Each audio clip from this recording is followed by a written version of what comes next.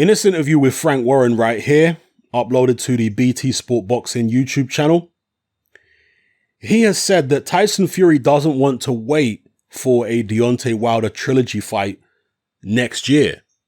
He wants to get back in the ring as soon as possible. And therefore, Frank Warren is claiming that the Anthony Joshua fight could happen this year. You know, because Tyson Fury is not willing to wait for Wilder that long. Now, this is at odds with what Bob Arum is saying, because Bob Arum is the one seemingly only willing to entertain the Deontay Wilder fight and saying it could be pushed back to February if they don't have fans in arenas by December. Whereas Frank Warren's saying that Tyson Fury wasn't happy when he heard that news from Bob Arum and he wants to get back in the ring ASAP, and therefore let's do the AJ fight this year. I would love the AJ fight to happen this year. There's nothing more I would like than that. But the problem is there are so many obligations that both guys have.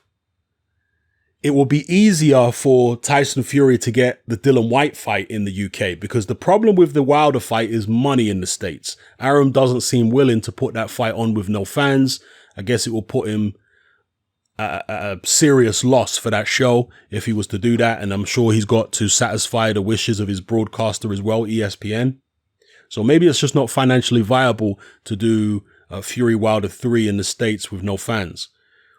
But it is, according to Eddie Hearn, financially viable to do Fury Whyte in the UK without fans. He's talked about doing that in his backyard. So if that's there, then, you know, go ahead and do that. But the problem with Fury AJ,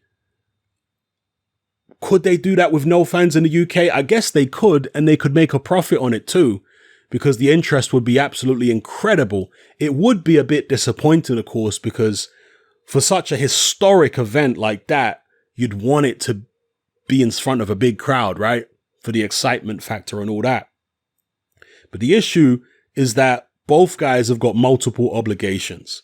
Anthony Joshua's got this Kubrat Pulev mandatory. He's also got an Alexander Usyk mandatory. Tyson Fury's got this Dillian Whyte mandatory, and he's got an obligation to fight Deontay Wilder for a third time. So with all of those obligations on both sides, the two men fighting each other, it just seems unrealistic. But one of the guys fighting a mandatory, getting a mandatory out of the way. I mean, we know AJ's getting his mandatory out of the way in Kubrat Pulev. That's what it seems like he's going to do next. Maybe it's time for Tyson Fury to do the same thing. Get a mandatory out of the way. I've spoken about this in a separate video. But I also wonder whether this is a play by Frank Warren to try and wrestle some more control of Tyson Fury and his career away from Bob Arum.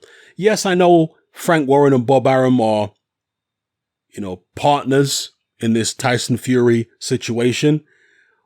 But at the same time, Frank Warren is fiercely competitive, and Bob Arum is too. So don't for a second think that these guys are totally the best of friends. They'd never do anything to cross each other. There's no competitiveness between the pair of them. That is not what kind of characters they are, people. If you've followed Bob Arum over the decades, if you followed Frank Warren over the decades, both of them are fierce competitors in business. Frank Warren has been business partners with Barry Hearn in the past. He revealed that in a recent interview. He was also business partners with Don King. Now, he went on to be rivals of those two men. So, you know, in the world of business, are there really any friends? Unless you actually grew up with these people.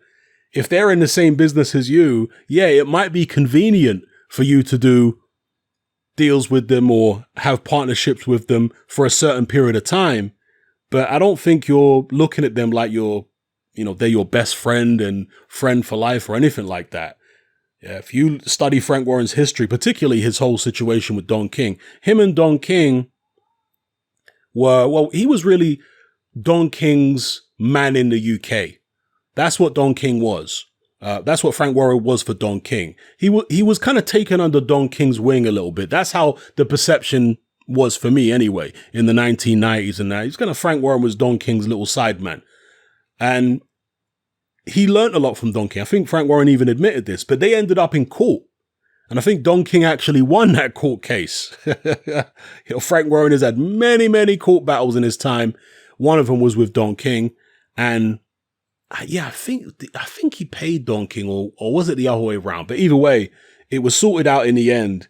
And Frank Warren was like, yeah, let bygones be bygones and all that kind of business. But this is the reality of business, and certainly business in boxing. Don't think that because people have formed a partnership, two promoters, that they're necessarily on the same page about everything and that they can't actually become fierce rivals again in the blink of an eye, because it absolutely can happen. So I wonder whether this is a play by Frank Warren to try and wrestle because look, Frank Warren is not only fiercely competitive, but that competitive nature, of course, is fueled by his ego.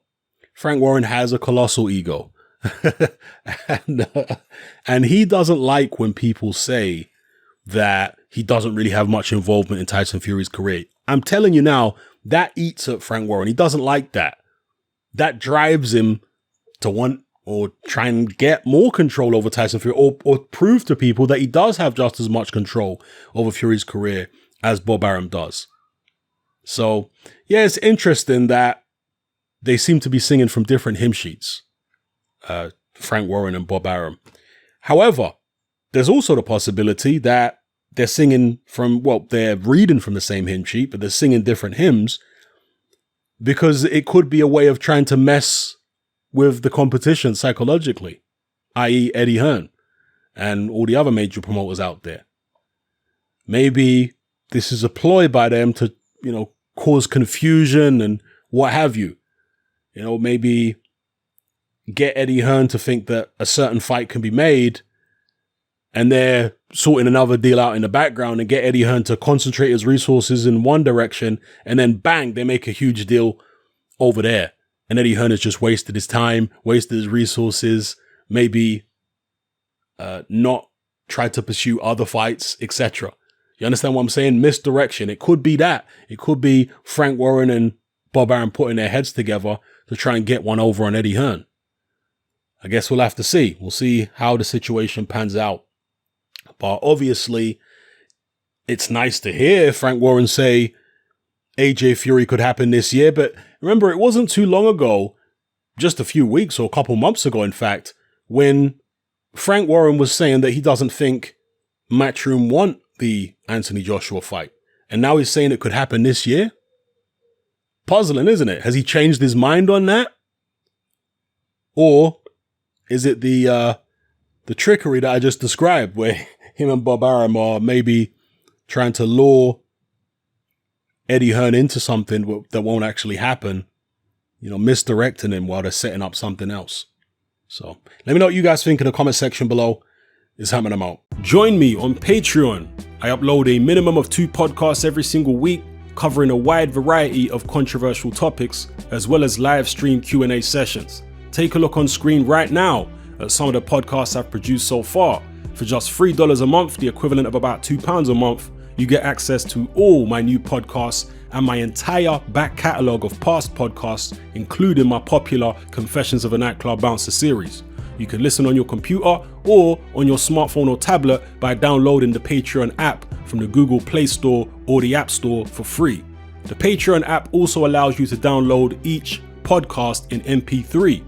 For less than the price of a cup of coffee, you get access to dozens of hours of exclusive content. It's easy to sign up, there's no contract, and you can cancel at any time. So come and join our community of free and critical thinkers by signing up with me here on Patreon today.